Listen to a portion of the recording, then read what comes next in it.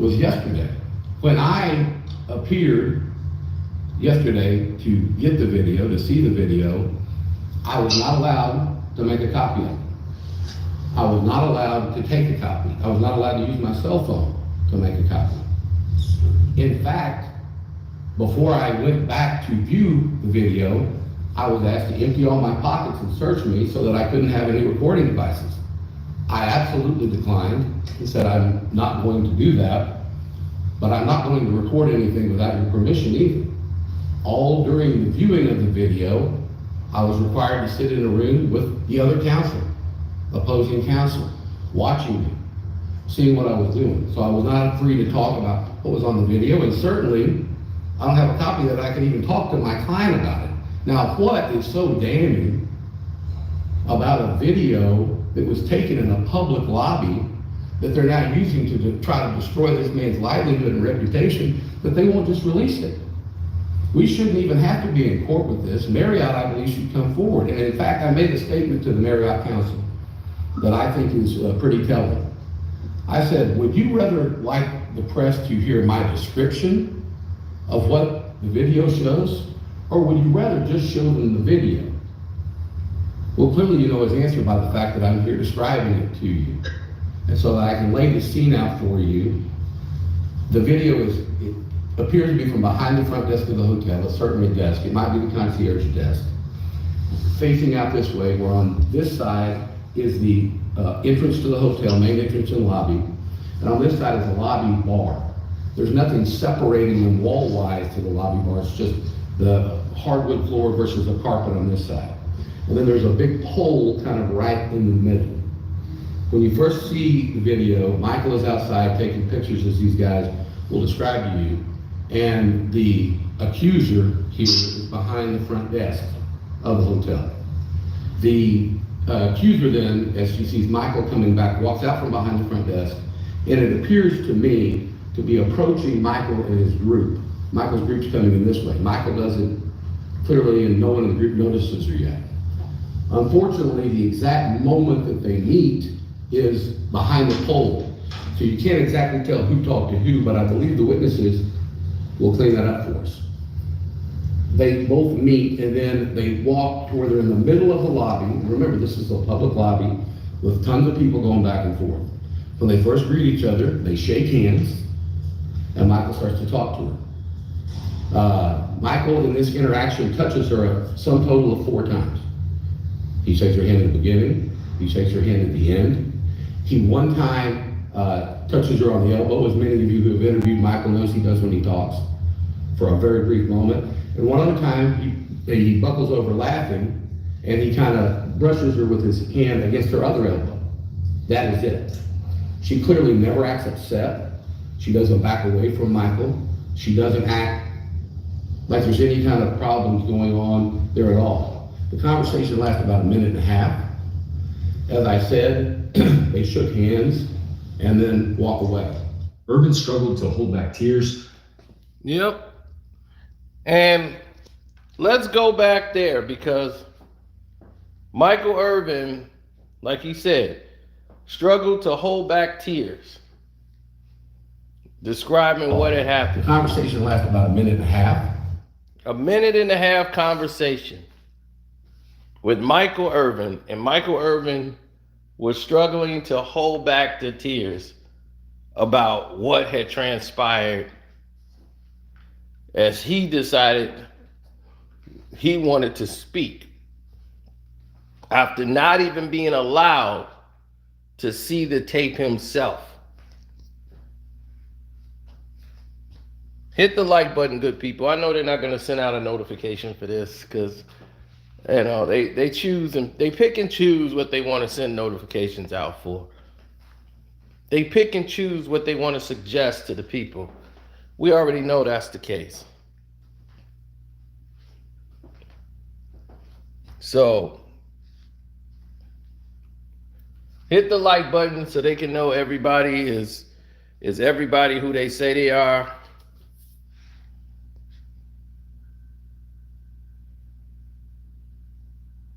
What's up, Jeff? I see you.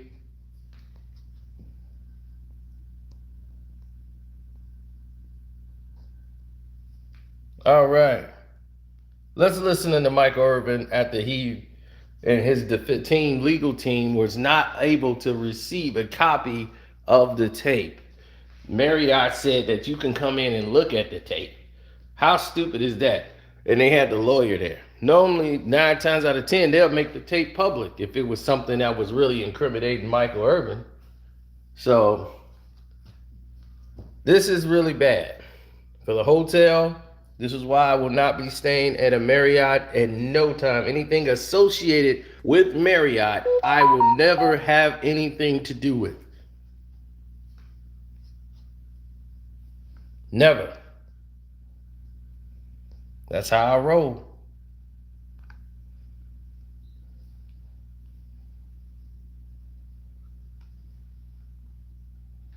Here's what he had to say. I want to start by saying I appreciate all the support that I've gotten from everybody. But this sickens me.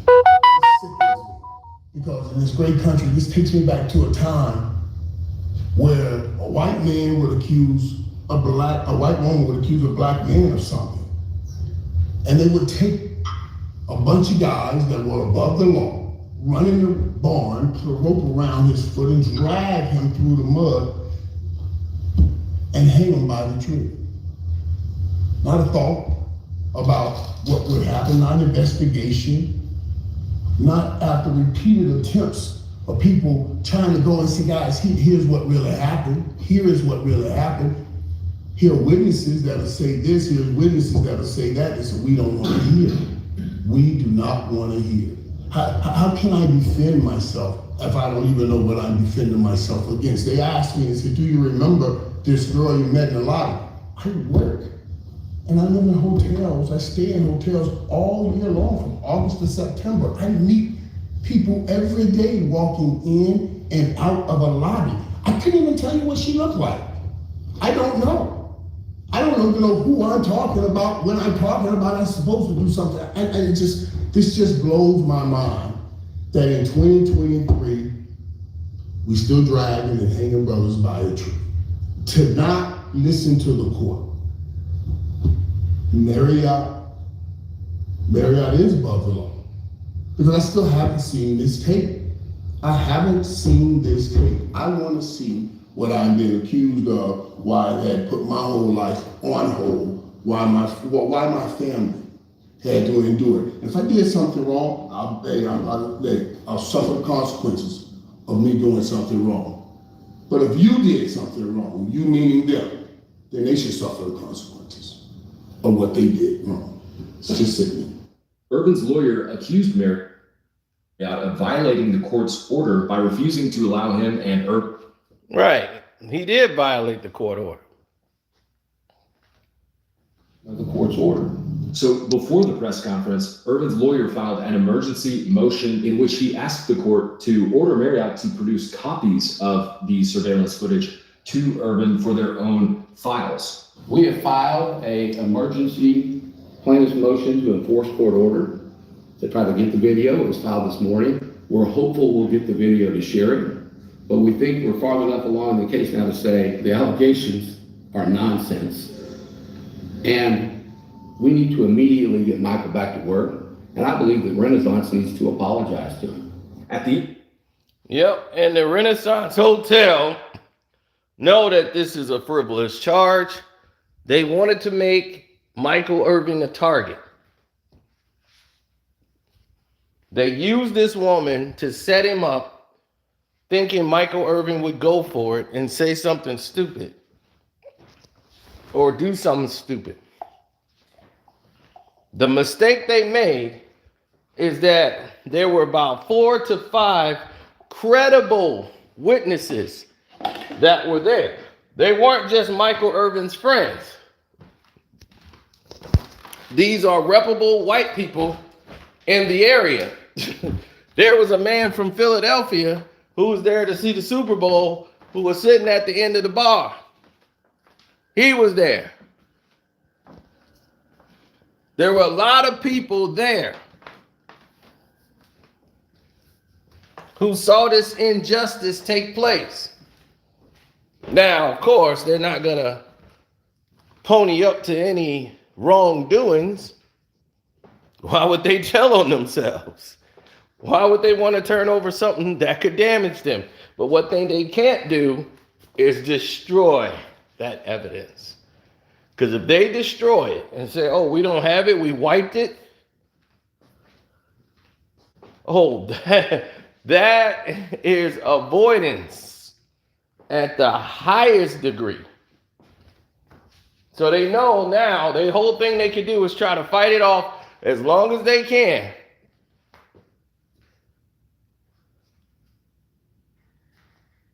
And now the witnesses is coming up.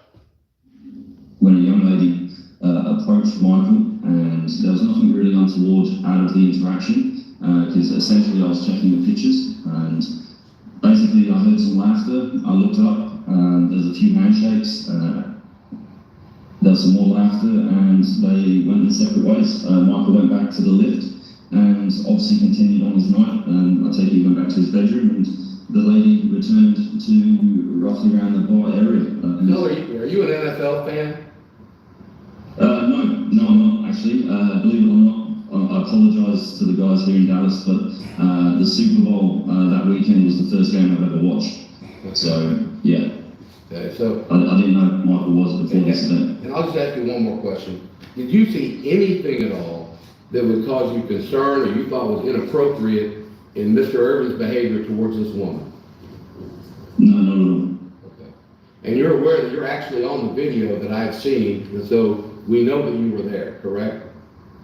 Yeah, that's correct, yes. Okay. Then we briefly heard from Bryn, the second witness who was interviewed by TMZ during the Super Bowl week, who This the TMZ witness who was just there, who was sitting at the bar, who's an Eagles fan, which means he's not really a Michael Irvin fan. So then tell about the terrible, horrible football team you root for. I'd appreciate it. No, yeah. So like Phil had said, we had a business meeting around a little after 10 at the Renaissance, and I am from Philadelphia, so we recognized Michael. The other gentleman I was with, we noticed Michael on the other side of the bar, which was pretty cool. I mean, you know, I've known who he was since we were little. I'm an Eagles fan, so I grew up hating him, but it was so exciting to see him. And so, you know, we offered to buy him a drink because we thought it'd be cool to buy Michael Irvin a drink. And he came over and said, you know, sorry. He said, I have ESPN tomorrow morning at 8 a.m. I can't take a drink, but I really appreciate it. And then we started going back and forth about Jalen Hurts being a fantasy or being a dynasty, blah, blah, blah. I had a really cool, quick conversation. He saw that I had my phone in my hand and asked if I wanted to get a picture, which was nice because obviously that's what I wanted to do. We stepped outside, took a few pictures, and came back in. And when we entered back in, a woman had come around the corner, kind of met Michael at the corner. They had a very brief interaction that was, super, friendly, lots of laughter. And Michael went back to his room. I went back to my seat. And 2 days later, I read about the story that we're talking about now. At the end of the press conference, holding back tears, Michael Irvin shared the following final thoughts. So I appreciate everybody showing up today. Wait a minute, let me say this. Okay. It kind of hard to just listening to Phil talk, because I'm struggling. This is what I struggle with. You try to be an ambassador of the league, and also understand that God has blessed me and given me a platform to try to touch people, try to raise people, try to lift people up. And I don't know, I met a lot of things, but I've always tried to be good with people. I'm struggling now saying, do I not talk to people? What do I do? Because of this kind of a situation. I know I didn't do anything wrong. And I was trying to do everything right.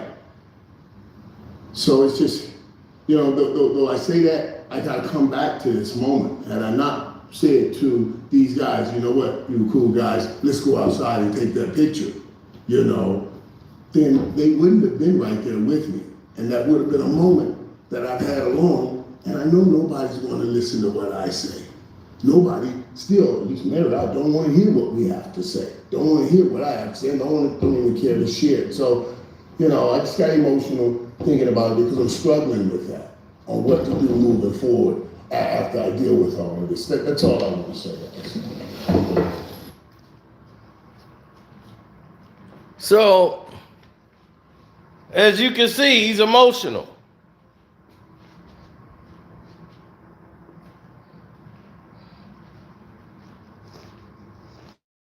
He's emotional.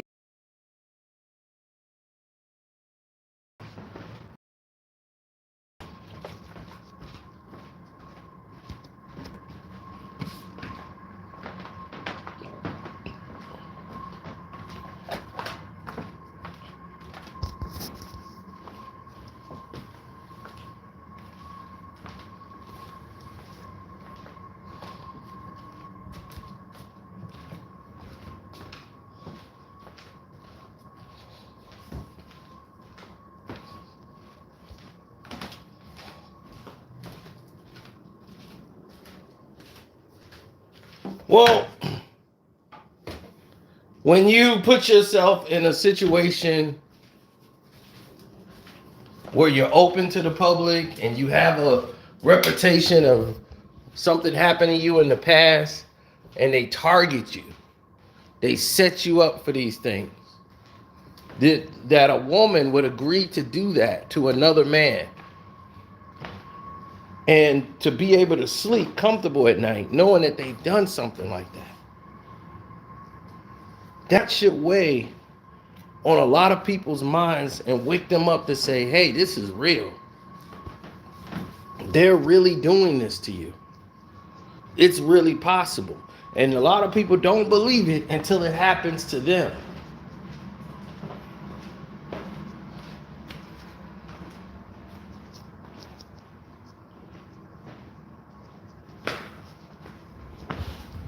That's why I'm always cautious and careful around any of these women. A white girl passed out in my house. I mean, completely passed out drunk.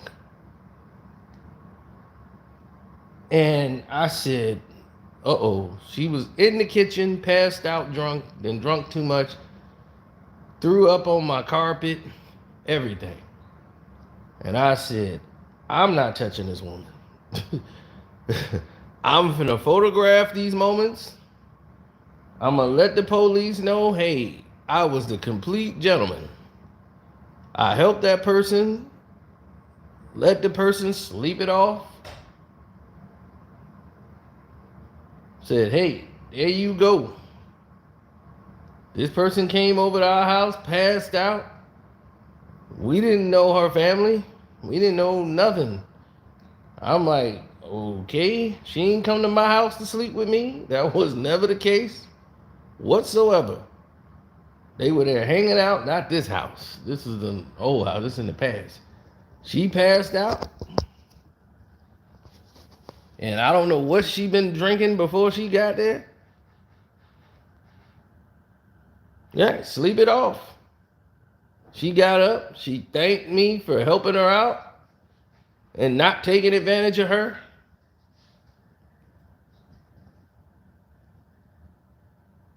And I said, did you need an Uber? You can get you a cab. All your items are right there. I'm pissed. You had me having to clean up whatever this roast beef sandwich crap you done ate and threw up on my carpet. That was the only thing I was screwed up and mad about.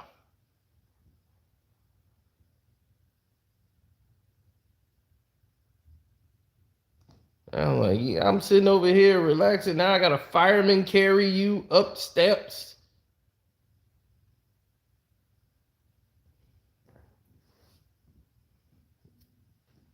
I'm like, this was not my idea of a good night.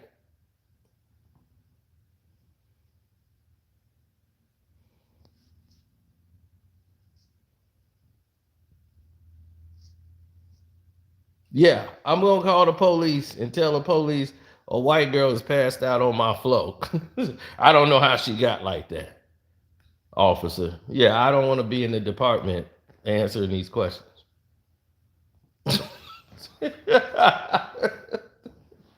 I don't want to be in a department answering these questions. I'm sorry.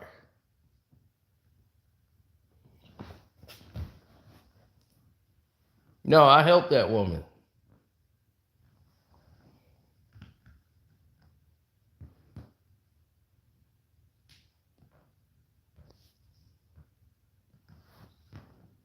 Exactly. And that's why she thanked me. She was like, thank you for not taking advantage of me. Because she, she was going to wake up confused. Like, what the hell am I? What happened to me? Exactly. If I know I'm black and that's a white girl, what's going to happen to me? But I was smart. But it was funny. Like, after she passed out, it was like everybody just disappeared. They were like, it was like, whoa, she's down. Ain't nobody thought like, man, let me help. They was like, give her some water, give her some ice. And it was like, oh, she's drunk. She's passed out, drunk. And I was like, it was like, yeah, well, it's been a good party, man. Hey, thanks for having me over. And I'm like, well, who did she come with? Everybody was gone.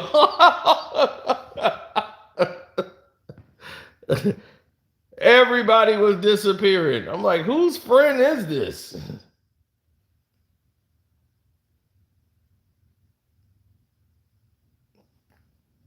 But nope, did not fall for the, let me try to see what I can do here. No. No weirdo stuff. So that's how you avoid nonsense. But that could have easily went left.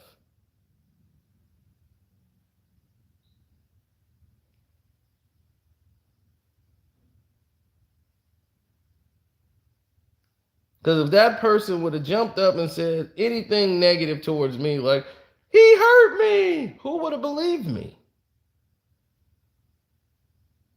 But I documented every single moment. I said, no, I am going to document every single moment of this person. They ain't finna get me like this. I ain't going out.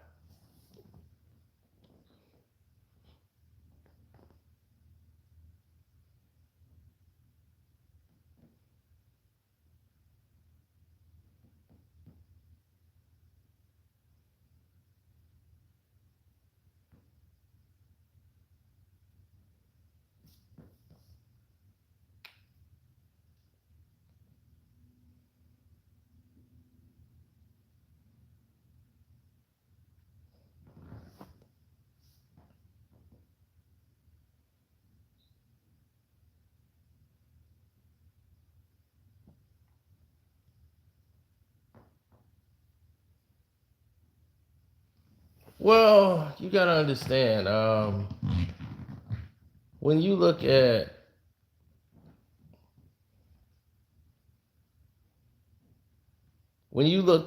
a situation like Michael Irvin, it's like when he brought up what actually happens in a situation, meaning that he, mentioning what happened with Emmett Till and all of these different claims. We've seen black women claim black men have done things. We've seen Hispanic women claim black men have done things. When black men get claimed or accused of doing things, it doesn't usually go well for us in the system of the public eye. And because they don't know you, they just see your color and they know the perception of black people. So these claims are, with no matter if you did it or not, they don't even matter if they don't know you. People who know you be like, oh, that's bull. You would never do that. But people who don't know you, they don't look at you as a person. They just see you as a black man, or in that case, so they go with the perception. Oh my God, this black guy, they got it out there. Like if they put me right there on the news and said, this person said she accused this person such and such, they'd be like, oh man, that black guy did it. They don't know me.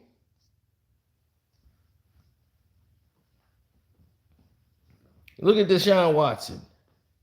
The whole NFL knew he was innocent, right? There was no crime committed.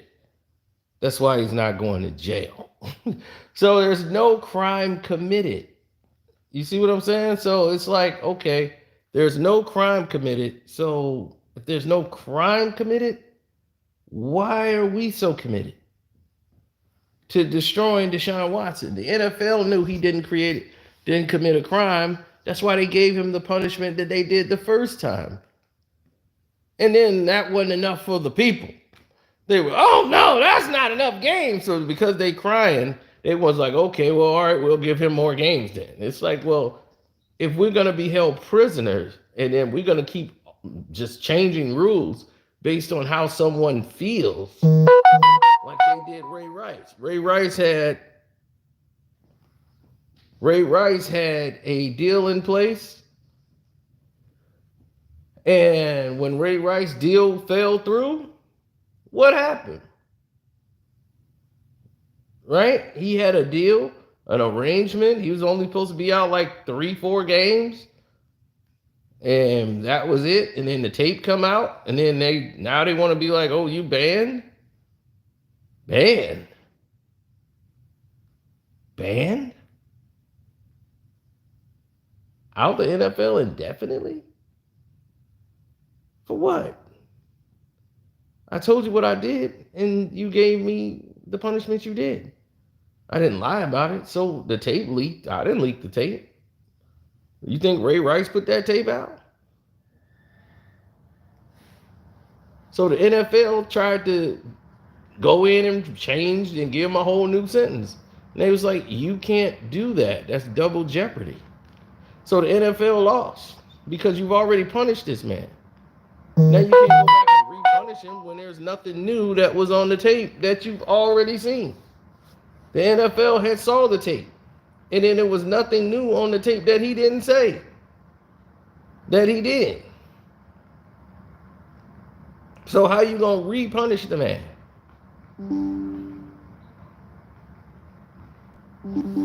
That's called double jeopardy, and you can't do that.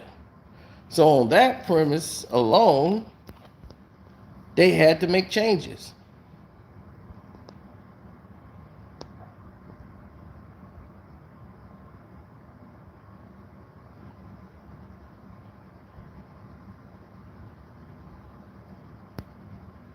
I was very ecstatic about what happened.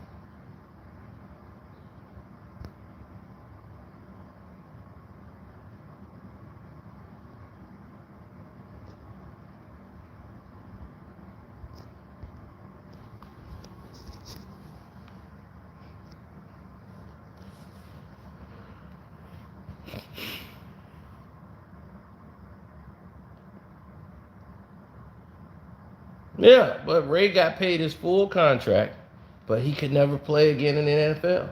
No team would pick him up.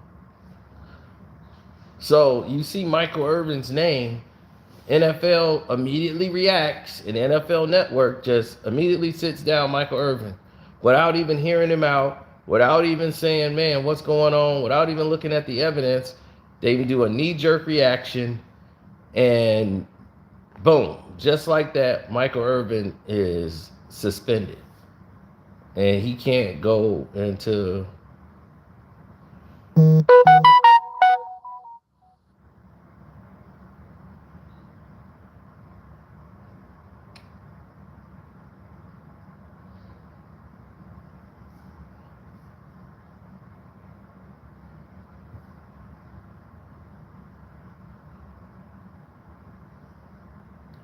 Well, it's an opinion of what you like to hear. Like, what is it that you feel is the correct situation? Because Michael Irvin is innocent of this charge. But is this a case about innocent or guilty? Or we're just using Michael Irvin as a pawn to get who we really want, which is Jerry Jones. We want Jerry to come out and defend Michael.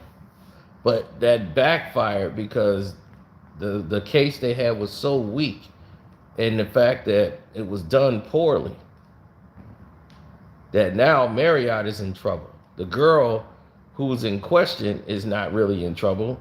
Marriott is. And Marriott is trying to say, well, the claim is not with us because they're paying for the Marriott name. So the hotel is not, he's suing the wrong people. The Renaissance and all that, these people who own it are just paying for the Marriott name. So Marriott's not responsible. So the $100 million lawsuit should be thrown out. So they're trying to get the lawsuit thrown out. They're playing every trick in the book to try to get away with what they're getting away with dealing with Michael Irvin, realizing Michael Irvin's situation was terrible. And there was no harassment charge. There was nothing going on whatsoever. And the way they reacted so swiftly against Michael Irvin. NFL Network responded quickly to Michael Irvin. They called and contacted ESPN and NFL Network right away. It's like, why did the hotel do that so quick? There wasn't even police called. They called the NFL and ESPN. So you can tell this was an orchestrated move. And you feel bad and you feel sad, but you think about all the other cases where this person isn't a celebrity, and you start thinking about, man, like how bad this is, and how any of these situations could put you in a bad spot.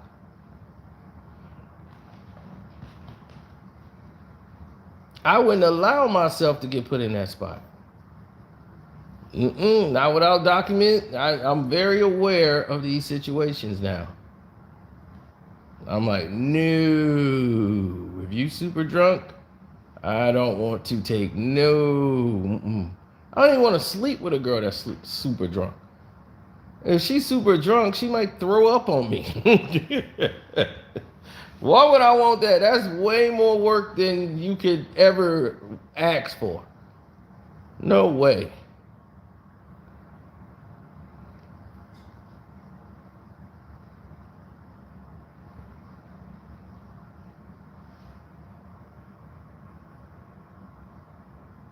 Like, the people that do that are just low down anyway. But why would you want to do that?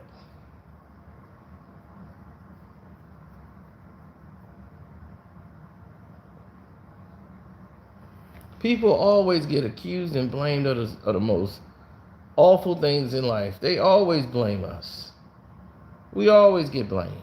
The black man will get blamed for no matter how nice you are, no matter how much respect you've shown people, no matter what all you've done for people, they'll still find a way. If something happened, they will blame you. Black men have got to carry that cross for the rest of their lives, and their children will have to carry. That this world is generated on a hate machine.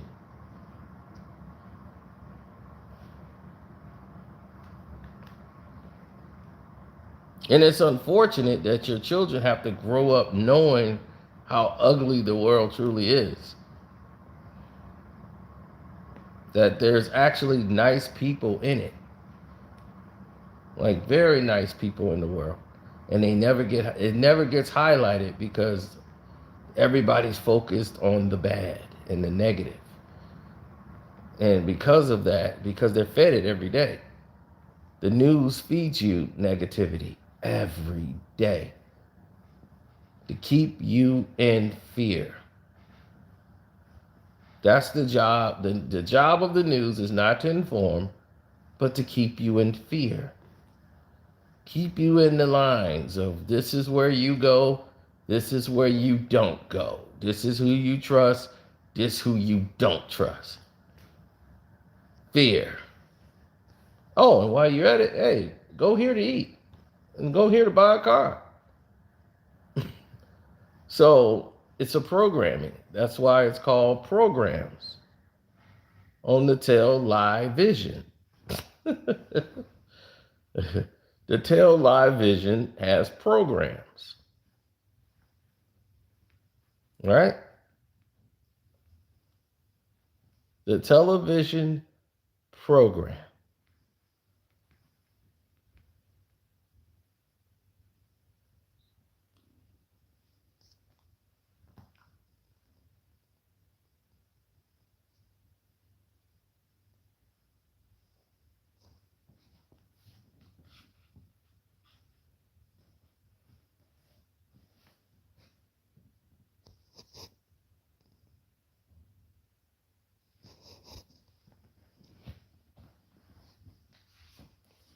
Fear is an illusion that is created by the mind with programming.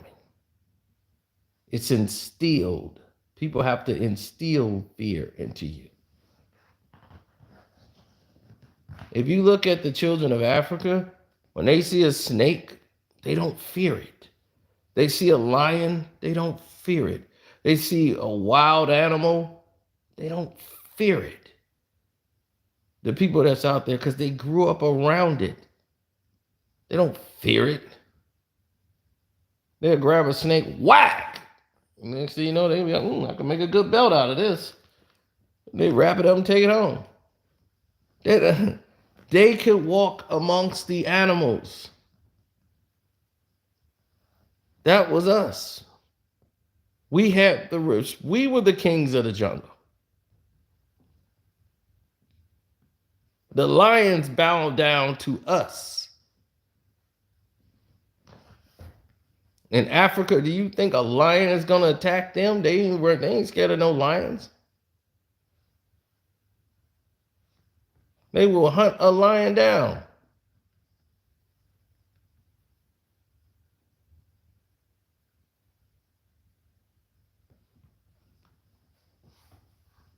We commanded the jungle. God gave us command of that as a power. We were top of the food chain. So why would we fear that? Because we grew up in these regions here that if we see, because if I see a snake, I see a spider, I'm jumping on the wall. I see all that, we up out of here.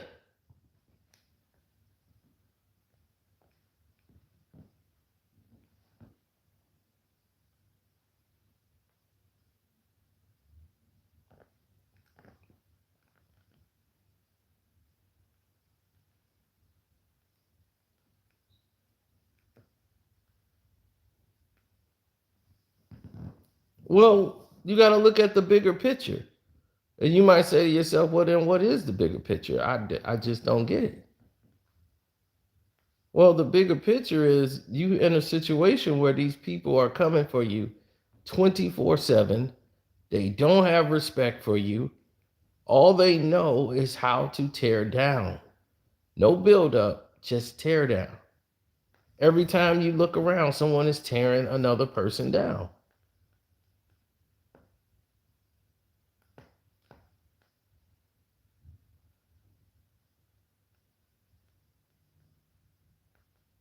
I told a business story on YouTube. They didn't even push the video.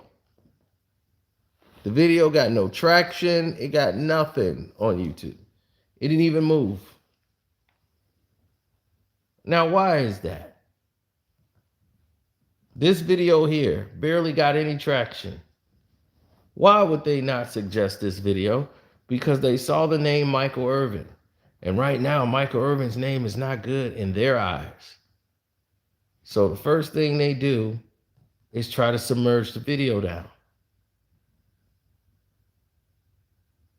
Why is that?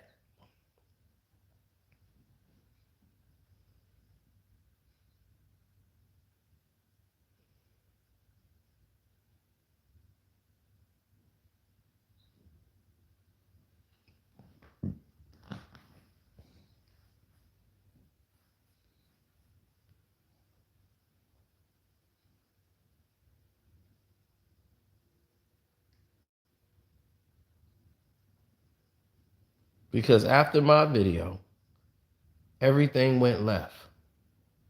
They didn't want to hear any videos I made after that. They immediately came after my channel. They didn't want to push anything after I made that comment.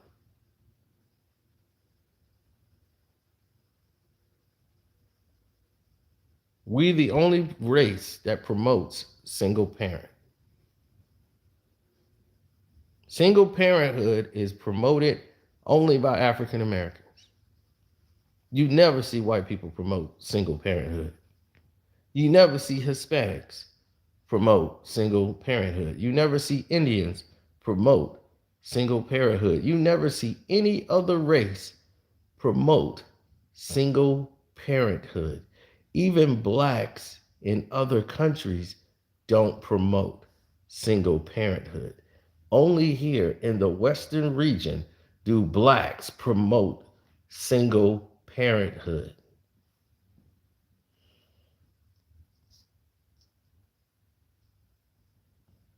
Blacks in the UK don't do it.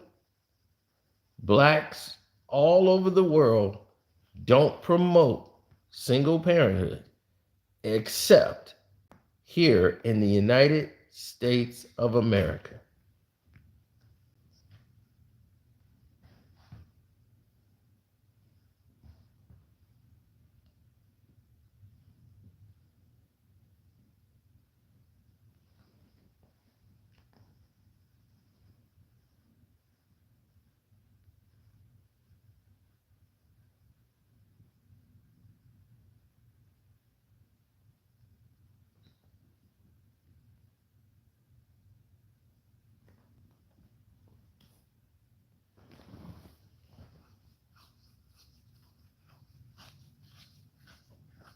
Well, that's the problem, isn't it?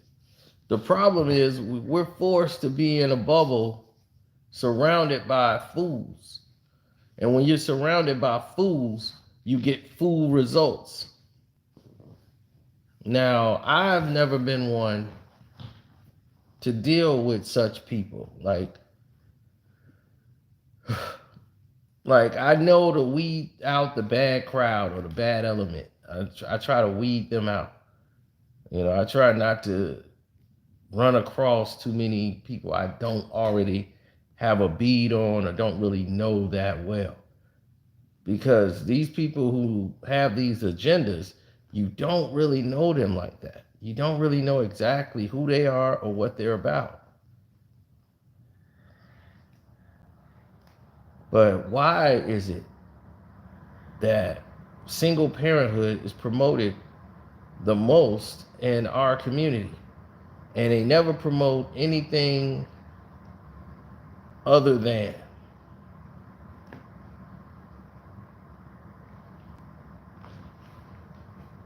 If anybody try to tell them the latter, they don't want to hear it.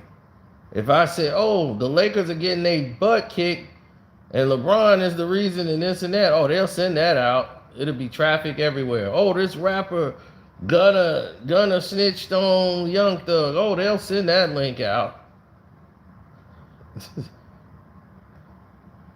That'll go everywhere.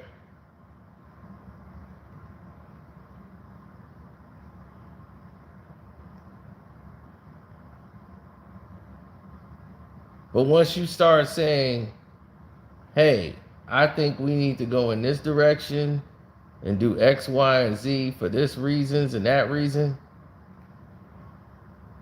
then here comes a problem. Now you're going against status quo.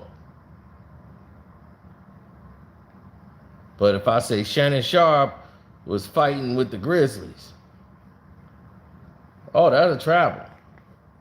That'll let that go. Shannon Sharp fighting with the Grizzlies organization. Oh, this is great. They love that. But then when you say,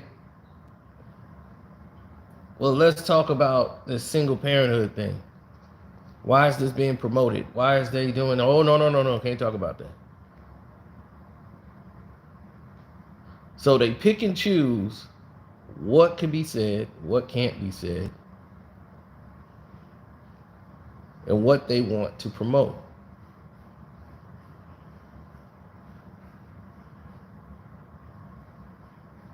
To try to keep you silent.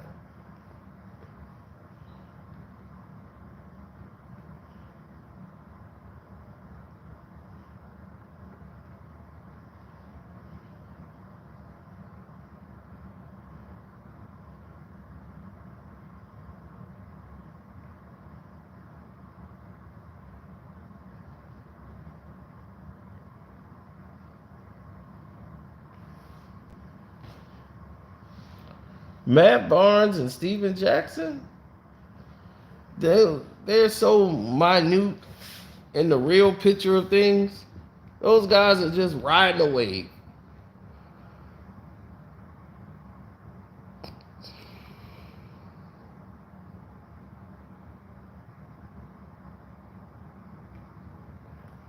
In the real circle of things, they don't matter. They don't matter. Remember 2 months ago, Keith Murray was the big trending thing because he had all those statements to say.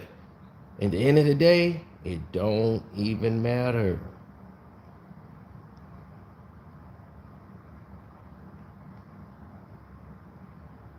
Shannon Sharp was mad at Skip Bayless. And now, it don't matter.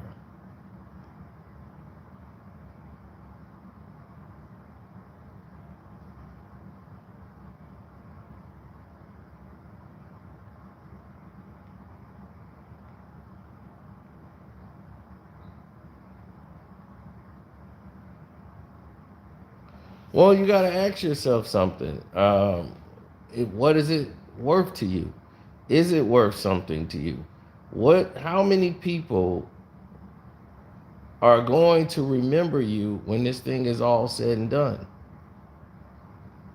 We've had baby mamas, we've had all these things go left.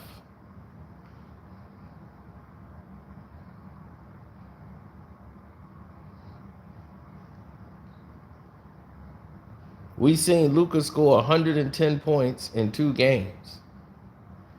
And did he get drug tested? I don't think he did.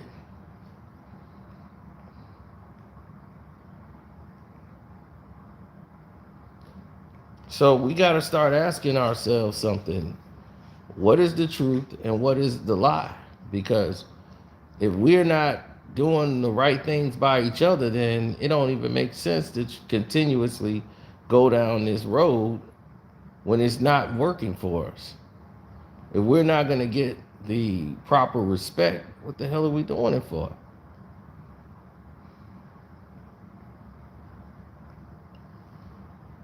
If you're not respected, and that's what black people, we have to fight against all the time, is our lack of respect.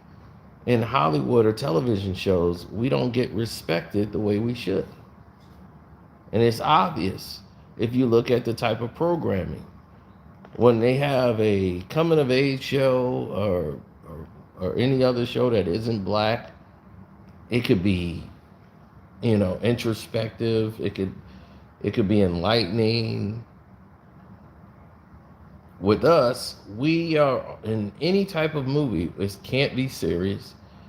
It's like blacks could never be serious in a film unless we're violent.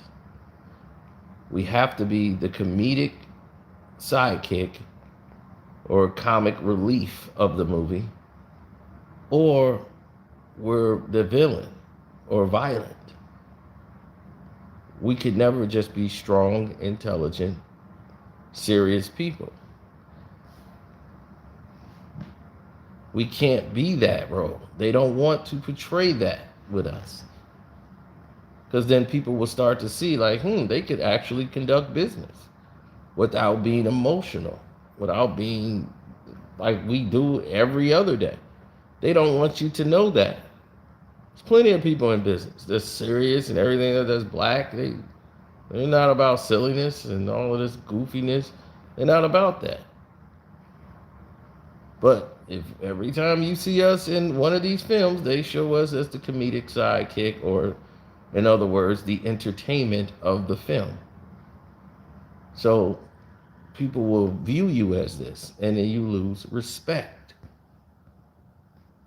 Plenty of people have turned down roles like that because they wanted to be respected. Their respect meant a lot more.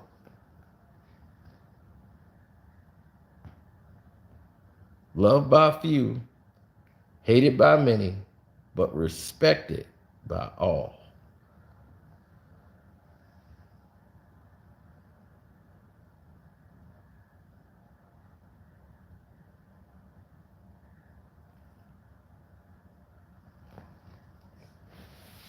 That's what you wanna. That's what you wanna go towards. Respect.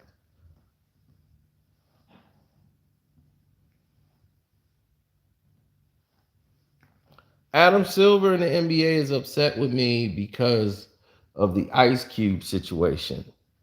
Um, that's why I was targeted again. Once I said Ice Cube had called out Adam Silver for trying to, and the NBA for trying to destroy the Big Three. And that's Ice Cube's calling them out. But because I made the video and the video did quite well, I became a target for whoever their media team is that's running their social media page. That video was trending with theirs. Thanks, Tara. He said, that's why I love Luke Cage season 1. Don't expect Disney to do more Black Panther ones. I feel you on that.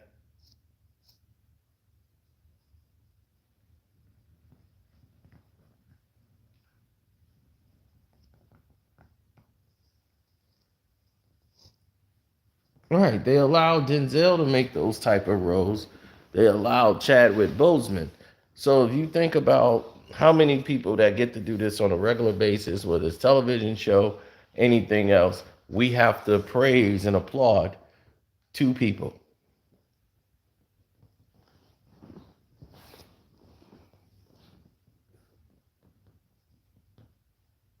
We have to stand and applaud Spike Lee, John Singleton. Rest in peace to John. But there were so many Black directors at the time. We don't even have those anymore.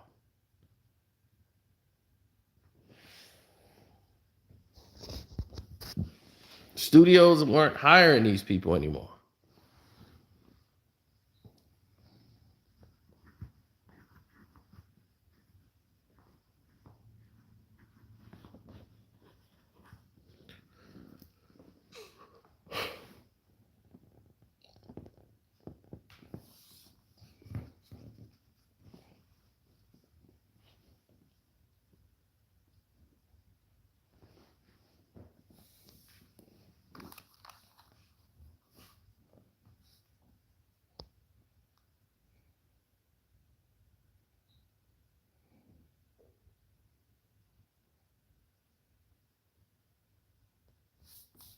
Right. We talk about the Saginaw STEM. They won't even push the video. I mean, 863 views I got 3 months ago for my Saginaw STEM showing Black people, Black children actually doing experiments and doing work in the community. Why would that video only have 863? That makes no sense.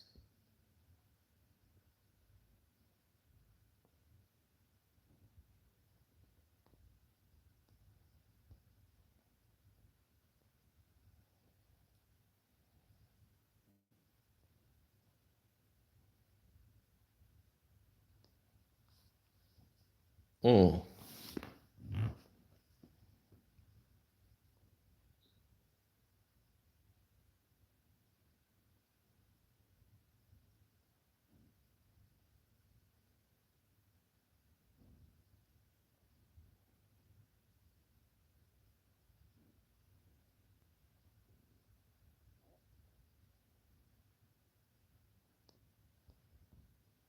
Well, I guess if people wanted to look at it that way, I guess they could.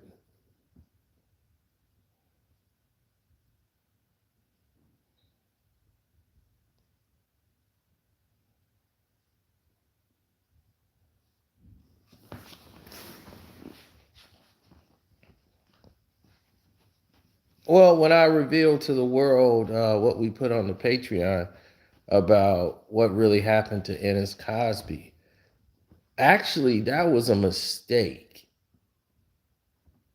I did. I think I released that one by accident to the mainstream public. It was something that happened, or I think I just said, what the hell, and gave it to y'all. But that almost did like 100,000 views on what really happened with Dennis Cosby. And people realized how deep the mob really was and that his life was taken by the mob because of Cosby wanting to buy NBC. But it was so orchestrated in how badly it was pushed over to the press and how poorly investigated it actually was.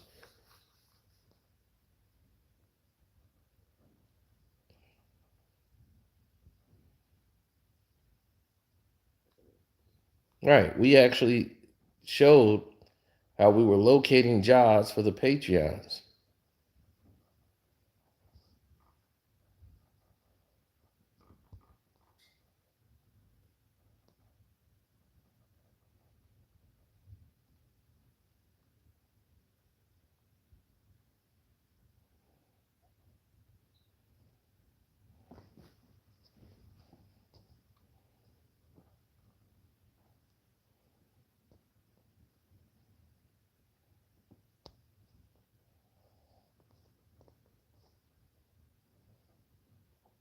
No, I never felt like that. But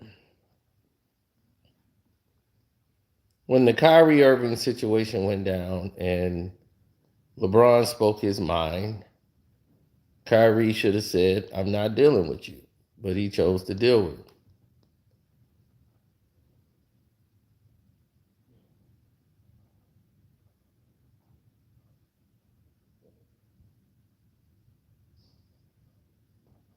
Right. I have no idea. I have a podcast that's been going on. It's got like 70 episodes. It's not a video podcast, it's audio. And it's on Amazon and everywhere else. It's the Casino for Life podcast is on Amazon, it's on Spotify. Y'all don't even know that. Y'all didn't know that?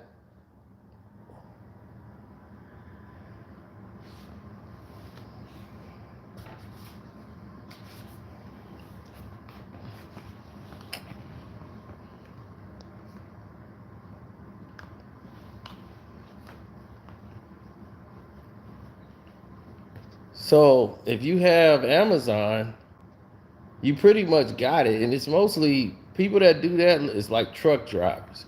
Like truck drivers can't really be watching videos. They gotta be listening to stuff while they driving. So like my videos get them through it.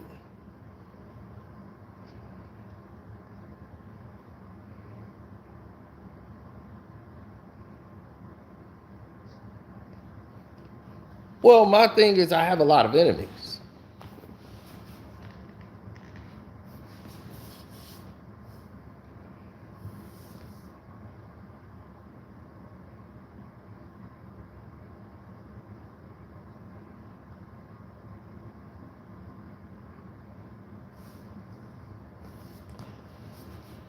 When you have a lot of enemies, you try to keep them small.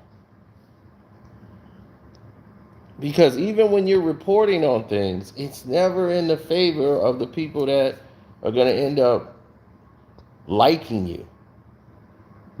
If everything's going well, then there's nothing really to report, isn't it? So when something goes wrong, then you report on what went wrong.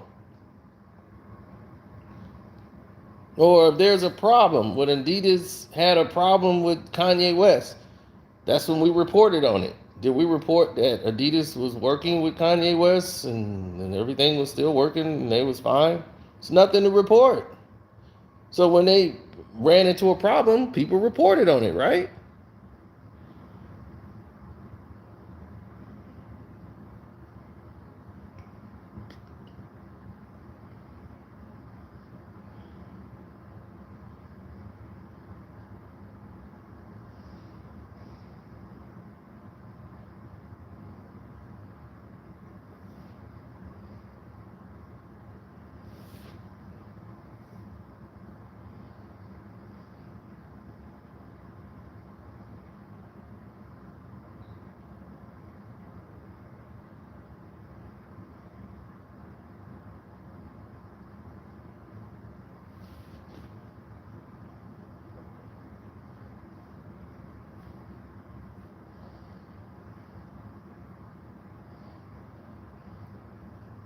They never wanted anything that was done by certain people to go anywhere. Once you have a video and it starts traveling and it's doing well, it's not, you ain't never gonna run into a situation where it's gonna say, oh, well, it's not going to, the people just decided maybe they didn't want to view your video. It's like, okay, all right, now let's stop there. Okay, let's not get condescending here. That is never the case. What happens is they try to put you in a box creatively. And when you put your face on the screen and they put you in a certain box. We had a Kobe versus Penny, who was better. And that was getting a lot of traction. Then they put basically clamps on it. And that was like 4 or 5 months ago. We did that.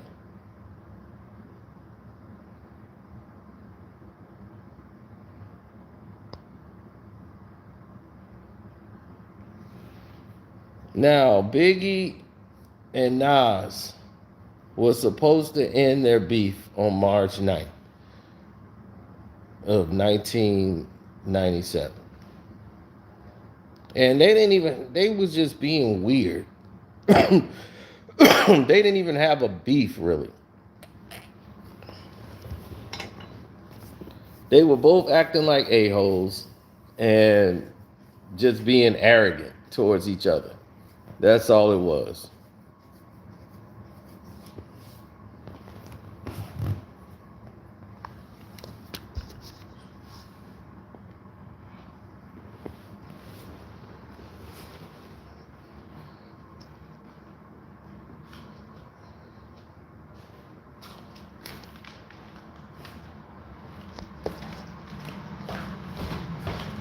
Like even right now, they're keeping my videos like at a certain number of subscribers and people that's watching right now. They're keeping the number there.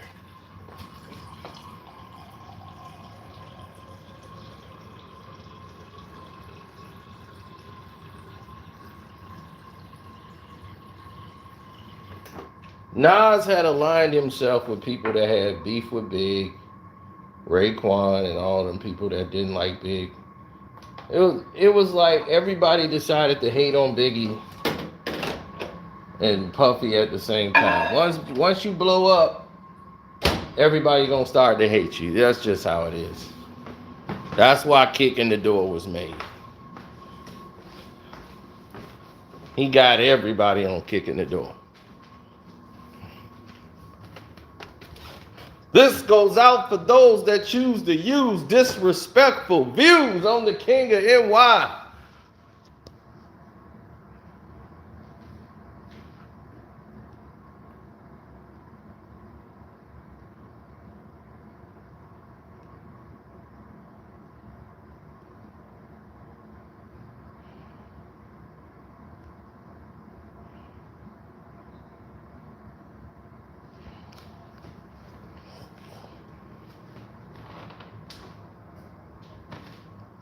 They were grimy in the early 90s.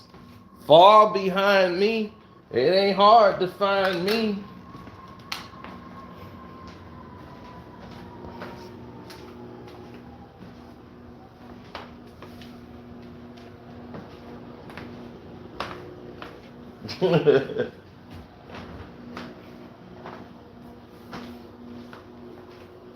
No. Man, other people ain't caught into that nonsense.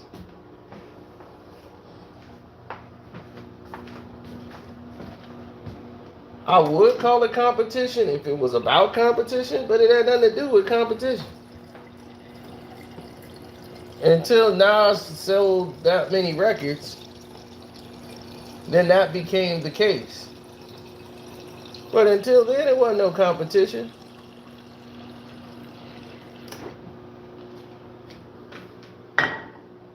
Really, the only competition in New York was LL Cool J.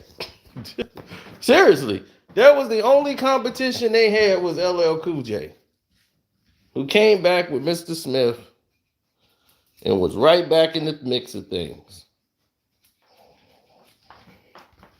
But what LL would do is always make that street anthem to let people know, hey, don't let the love songs fool you.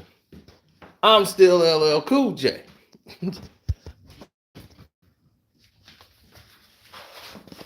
Like the I Shot You record.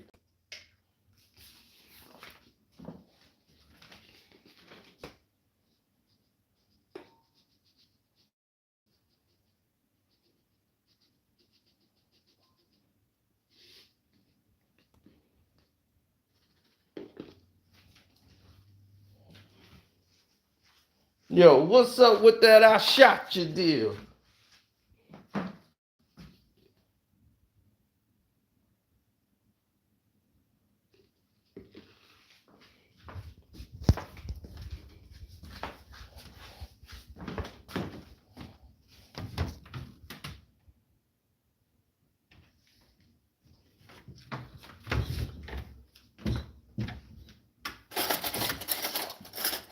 I don't know what Melly Mel problem is.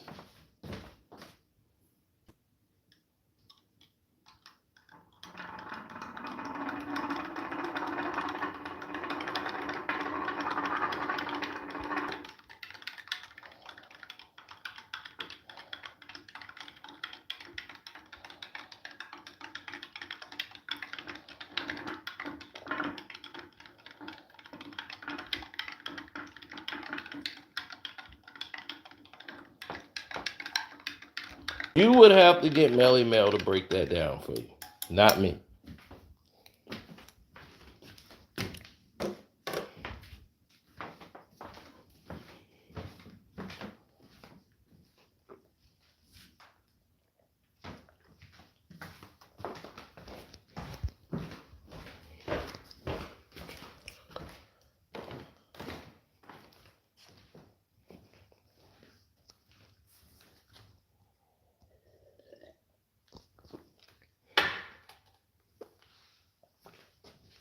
All right, let me get my day together. Drinking my health shake. Staying healthy, baby.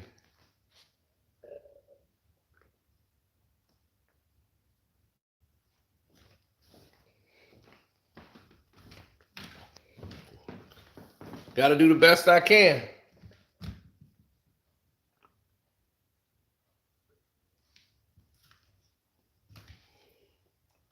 Then we got to get to it.